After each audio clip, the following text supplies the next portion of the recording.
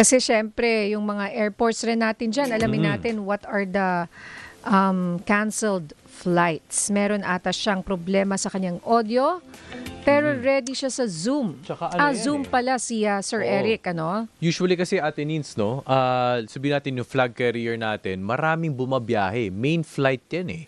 Carrier ng Airbus 330, ang Davao at ang General Santos. So maraming nag-go and back and forth. So mahalaga nga po, matingnan nga po natin ang flight situation sa rehiyon na yan.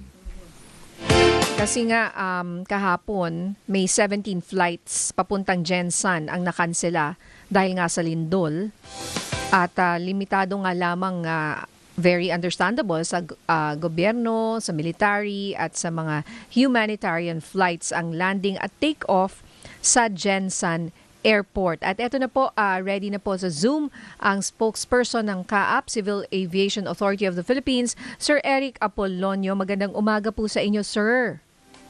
Yes, good morning Nina and Sir Mix.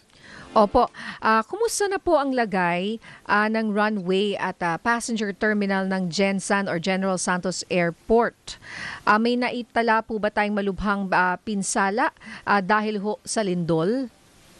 Well, sa ngayon po kasi nag-issue ng notice to airman ang ating airport authority dyan sa Jensan at na-extend ito from June 8 ng 3 o'clock hanggang June 11.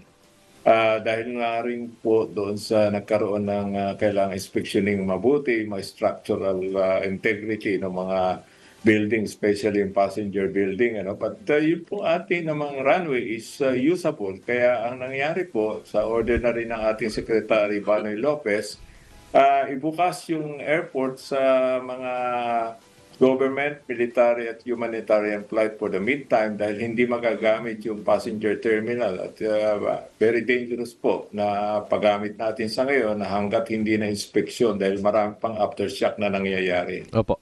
Currently, Sir Eric, ilang flights na po ang total na pong nakakansela?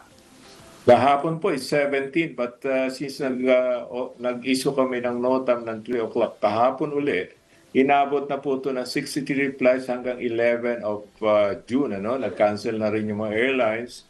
I'll just mention yung number of flights ng Cebu Pacific is 33, while yung Philippine Airlines at 22 yung Pal Express. Ang rason po dyan is para maabisuhan na ating mga pasahero na may inconveniente dahil sarado nga yung airport, pwede silang may alternate airport naman tayo sa Davao.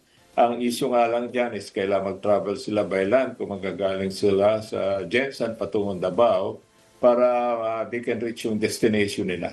Gaano katagal po yung travel from Jensan to Davao?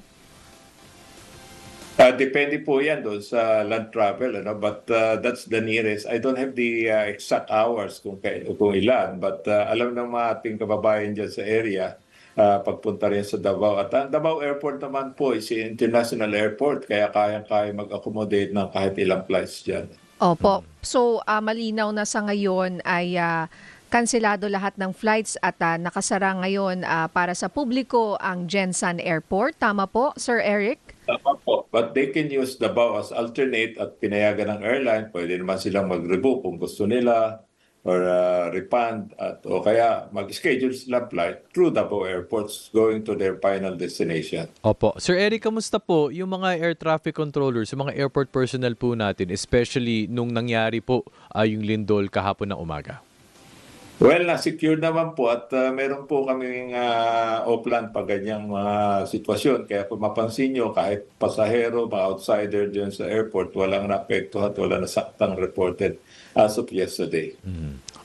Mga ano po, at least yung para din po sa kaalaman ng karamihan, yung protocol quick response, kapag meron po nakakanselang flights, at least kahapon, kamusta po yung mga pasahero po natin, sir?